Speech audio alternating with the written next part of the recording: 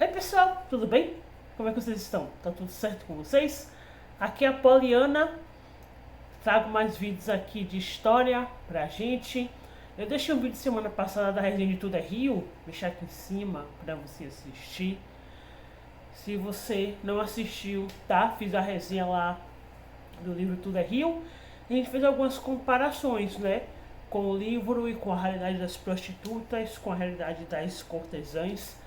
E a gente falou tudo sobre isso semana passada. Se você estiver me assistindo, hoje é quinta-feira, dia 8 de fevereiro, início do carnaval. Eu estou estudando, na verdade, eu estou aqui no meu quarto analisando os documentos para o mestrado. Mas parei para para gravar um vídeo para vocês, né? Já que eu falei que essa semana a gente vai falar sobre a história do Brasil.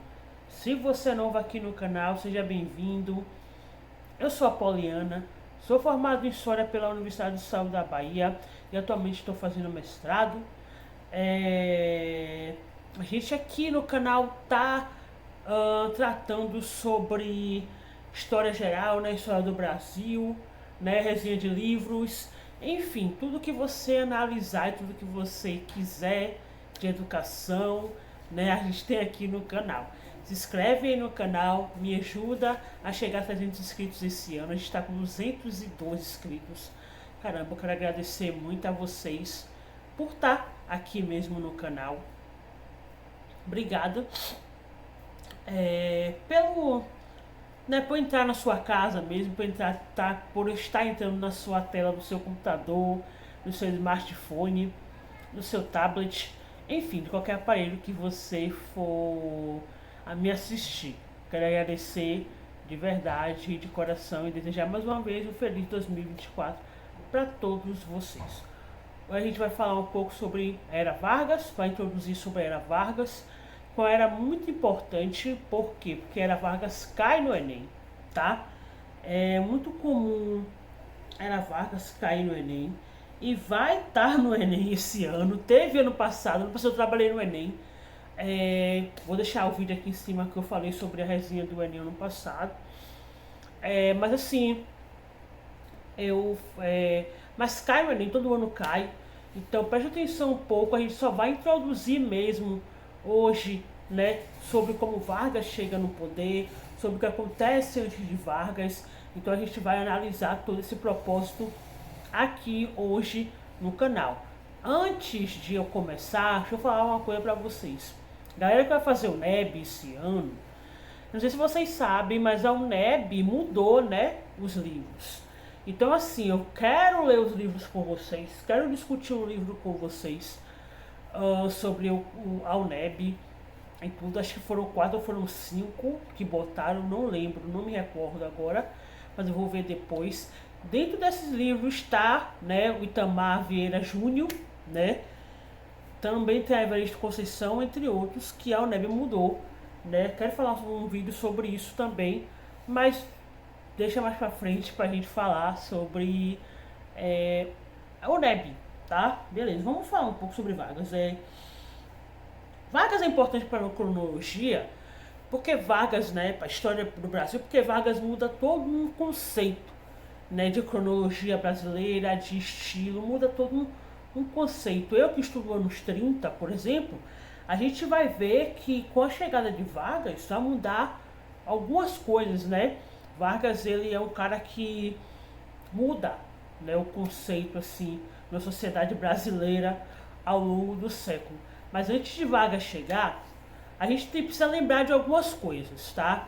A gente precisa lembrar que o Brasil, ele sai do segundo reinado, né?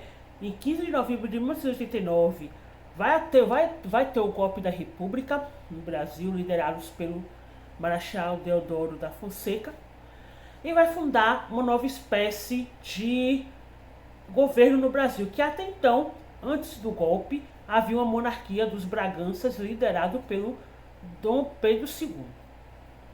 Dom Pedro II vai ser exilado para a França, vai para a Europa, e a partir daquele período, quem organiza, quem trata da política brasileira é a República, né? a tão aguardada república que muitos acreditam. É óbvio que com a república vai ter várias possibilidades, né, de mudança. Um grande exemplo disso é a escravidão. Né? A escravidão em 88 é abolida.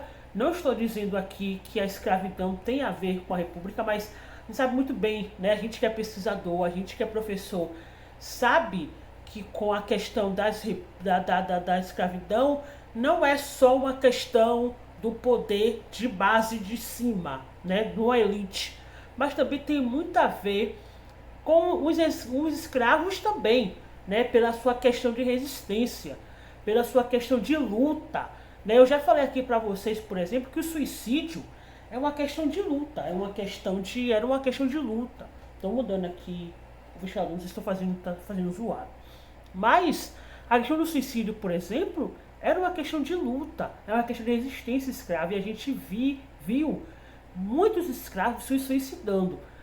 Minha orientadora, por exemplo, fala sobre isso, né? A pesquisa da doutora professora Nancy Santos Sede Assis fala sobre isso. Então, assim, a gente vai ver, né, essa resistência. Mas com a República, né, isso vai haver algumas mudanças ali, né, no Brasil até então, no início do século XIX, ali, né, 1900, por ali. O Marechal era um brigadeiro, certo? Era uma espécie de brigadeiro hoje, que a gente, sobre a patente militar, né, que eu estou me referindo. Ele era uma espécie de brigadeiro. E ele lidera, né, o país a partir do processo do período da proclamação da República. E diante disso, a gente sabe muito bem que houve várias revoltas nesse processo. Um exemplo que eu posso falar aqui é a revolta da Armada, ou a revolta da Marinha, onde teve uma revolta no Rio de Janeiro, liderados pelos ex-escravizados que iam para a Marinha e que eram tratados de forma como pior que animais, né, vamos dizer assim, né, desde quando comida azeda, entre outros processos. Então, a tal da revolta da Armada, né, ele vai ter essa questão de luta. E a revolta de Canudos. Eu já falei sobre a revolta de Canudos, vou colocar aqui em cima nos cards. Se você estiver interessado sobre a revolta de Canudos, eu gravei para o NEB ano passado, se eu não me engano. Então vai lá e assiste se você tiver alguma dúvida sobre a revolta de Canudos, porque eu não vou falar aqui nesse vídeo sobre a revolta de Canudos, porque já tem um vídeo gravado aqui no canal sobre a revolta de Canudos. E o que acontece, né? Além disso, a gente vê esse processo da velha república, que a gente chama assim, né, da cronologia brasileira. A gente vai ver um assunto muito importante chamado a República do Café com Leite. Porém, o que é isso? A República do Café com Leite é uma república não, é um período, né, que vai ter a figura de São Paulo como a capital, né, como uma das principais capitais do Brasil, e Minas Gerais, que é representado pelo leite, e São Paulo, que é representado pelo café. A importância desses produtos tanto para Minas como para São Paulo é tão importante, para você ter ideia, que o café em São Paulo começa ali no Vale da Paraíba, né? O Vale da Paraíba é uma divisão geográfica que divide o estado do Rio e o estado de São Paulo. E em São Paulo você vê os hectares de café muito criados a partir desse momento, né? E Minas, que também tem um volume de produtores de leite, né? Até hoje, Minas Gerais é um dos maiores produtores de leite, né, do Brasil. Então, a gente vai ter essa representação desses dois estados muito importantes. Não estou dizendo aqui que os outros estados eram importantes, mas dentro do cacique, né, que fala assim das questões políticas, vai ter esses dois estados ali de muita representatividade dentro do processo da República do Café com Leite, beleza? Como é que acontecia essa questão dessa República de Café com Leite? Essa república acontecia o seguinte: 4 anos São Paulo colocava um representador, né? E durante os outros 4 anos Minas Gerais colocava outro representante que liderava, né, o Brasil, uma espécie de presidente da República, né, aí naquele lugar. primeiro presidente da República do Café com Leite foi Campos Salles, tá? O primeiro foi depois da saída do Deodoro e do Floriano Peixoto. É o Campos Salles que vai ser o primeiro presidente, porque o Deodoro fica pouco tempo, acho que ele fica mais ou menos 4 meses, e o Floriano Peixoto fica 3 anos e meio, 4 anos. Mas o primeiro dessa nova etapa da República do Café com Leite vai ser o Campos Salles, tá? E o último vai ser o Washington Luiz. Guarda essa informação do Washington Luiz, que vai ser muito importante para o segmento da aula, certo? Então guarda essa informação aí, que a gente vai falar um pouco, vai dizer um pouco, vai tocar o nome dele de novo, né, do Washington Luiz. Então assim, o voto era o voto masculino, até então as mulheres não votavam, tá? E só quem votava era homens a partir dos 21 anos de idade. Então os homens era votado. E além disso, não existia um processo de democracia do voto, tá? Os votos eram liderados pelos coronéis ali, ou homens que eram alfabetizados. A gente vê que dentro do Brasil nessa época existia mais ou menos 85% das pessoas que eram analfabetas, né, no Brasil. Então era um estilo de voto que não era por renda, não era por homens em geral, ou seja, era por uma grande minoria ali dentro do Brasil. Homens de 21 anos e letrados, né? E além disso, gente, o voto ele se estendia na Constituição de 1891. Essa Constituição, ela falava que o presidente, que a votação do presidente seria um voto por homens, como eu já falei, e o vice, ele seria diferente do candidato, do partido do candidato. Vou dar um exemplo. A gente tem o presidente, né, o Luiz Inácio Lula da Silva, que é atual presidente do Brasil, e temos o Geraldo Alckmin, que o Lula é do PT e o Geraldo Alckmin é do PSB, né? Naquele momento, o presidente poderia ser de um partido, vamos por exemplo, partido do Rio Grande do Sul.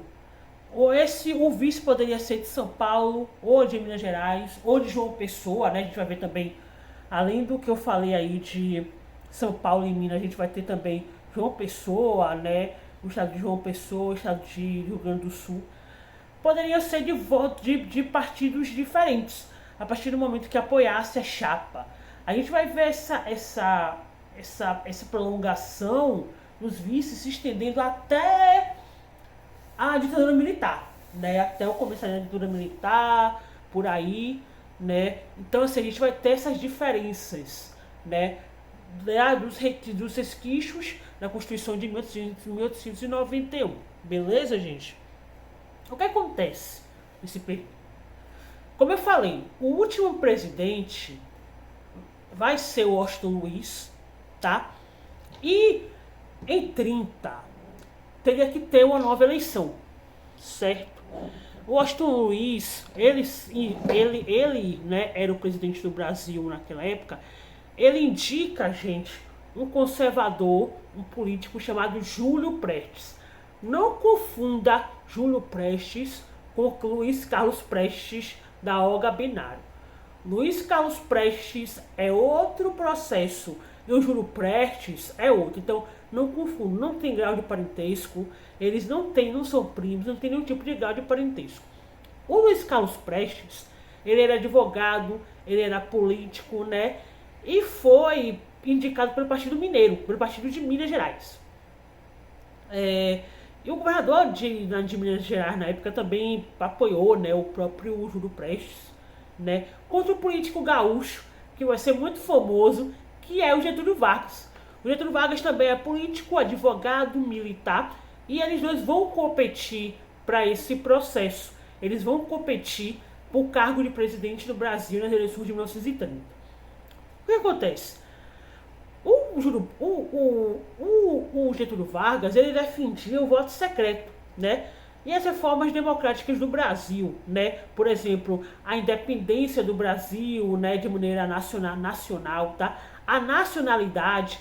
Engraçado que quando a gente fala sobre nacionalidade, a gente fala sobre também os processos de fascismo e nazismo. Vou colocar aqui em cima para você entender como uma coisa, né, elas se casam, né, umas com as outras.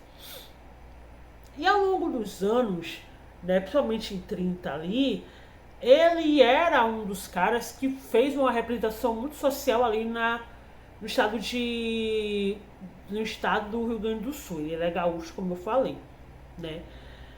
E a maioria da oposição ali do Rio Grande do Sul não gostava muito dele, mas ele era um grande político, era um grande democrata, era um grande defensor militar. Então o nome dele, né, cogitado, e ele assim foi candidato a presidente, né, do Brasil em 1930. Já o Júlio Prestes, o que acontece? O Júlio Prestes, como eu falei, advogado político, ele, né, era um cara que, advogado político, está figura representativa muito grande, né, ali em Minas Gerais. E além de Minas Gerais, gente, quem apoiava muito o Júlio Prestes era o pessoal, né, de Pernambuco, ali do Nordeste em si, né? Não, quando eu falo Nordeste, estou falando ali Pernambuco, certo? Então eu apoiava muito ele, Ceará, então eu apoiava muito o Júlio Prestes juntamente com o partido, né, de Minas Gerais. O que acontece nesse período? O que acontece aí? Acontece com o seguinte: quando chega na eleição, gente, quem ganha é o Luiz Carlos. Desculpe, Luiz Carlos Prestes não. É o Júlio Prestes. Até eu confundi, é Júlio Prestes, tá, gente? Júlio Prestes, não confunda com o Luiz Carlos Prestes. Luiz Carlos Prestes é da coluna Prestes e o Luiz Carlos Prestes é o candidato à presidência de Vargas, com Vargas. O que acontece nesse processo? O Luiz Carlos Prestes, ele ganha, o Júlio Prestes, ele ganha a eleição, né? Só que o Vargas, ele não aceita, né, essa eleição, fala que foi fraudada, fala que existiu vários casos de fraudação, e ele faz um golpe, né? Ele toma um golpe chamado golpe de 1930. Porém, o que é isso? Ou seja, o Getúlio Vargas, ele chega a poder através de um golpe, né? E nisso ele alega que as eleições foram fraudulentas e por isso que ele vai dar esse golpe, né? E chega ao poder como presidente do Brasil por conta de um golpe, né, militar de 30. E nesse processo, gente, com o golpe do Vargas, ele quebra todo um processo, né, ele rompe todo um processo de apoio de base da República do Café com Leite. E dentro desse golpe, a gente vai ver, assim, nos próximos capítulos, uma restauração, né, uma quebra de contrato, de poder com São Paulo e Minas Gerais. A gente vai ter uma nova estabilidade, um novo ciclo governamental no Brasil chamado o governo Vargas. Esse governo Vargas, gente, vai ter muitas diferenças para a questão, por exemplo, né, não confundindo, não fazendo a cronologia, né? A cronologia, mas a gente vai ver, por exemplo, dentro desse processo de Vargas, a gente vai ver o nacionalismo muito forte, né, durante esse período. A entrada do Brasil na Segunda Guerra Mundial, né, a Segunda Guerra Mundial começa em 1939, né, e o Brasil vai entrar na Segunda Guerra Mundial justamente no governo de Vargas, né. A gente vai ver outros aspectos também sociais, por exemplo, o voto feminino, né, tão sonhado voto feminino se concretizando, né, no governo Vargas, leis trabalhistas que a gente tem até hoje, né, dentro do governo Vargas, certo? A gente vai ver o mercado nacionalista, né, Vargas sendo nacionalista para economia de mercado, né, cortando a entrada, por exemplo, de marcas estrangeiras ou empresas estrangeiras dentro do Brasil. E a partir desse período, a gente vai ver, né, um processo de governo, do governo Vargas, que a gente vai ter que dividir em 3 ou 4 aulas. Então, assim, hoje, gente, essa foi uma introdução, né, do governo Vargas para você entender como Vargas chega ao poder, como Vargas consegue ser presidente, como os inquéritos da República do Café com Leite chegam em Vargas, e tudo isso a gente vai se concretizar a partir da semana que vem, depois do Carnaval, acredito que depois do Carnaval, com um vídeo, né, continuidade no caso, do governo Vargas, tá certo? Espero que vocês tenham gostado do vídeo, tá? Assiste aqui outros vídeos que eu vou deixar no finalzinho do card por aqui, por um vídeo, certo? Espero que vocês tenham gostado, cada um de vocês, desse vídeo. Até a próxima e, gente, bom carnaval e até!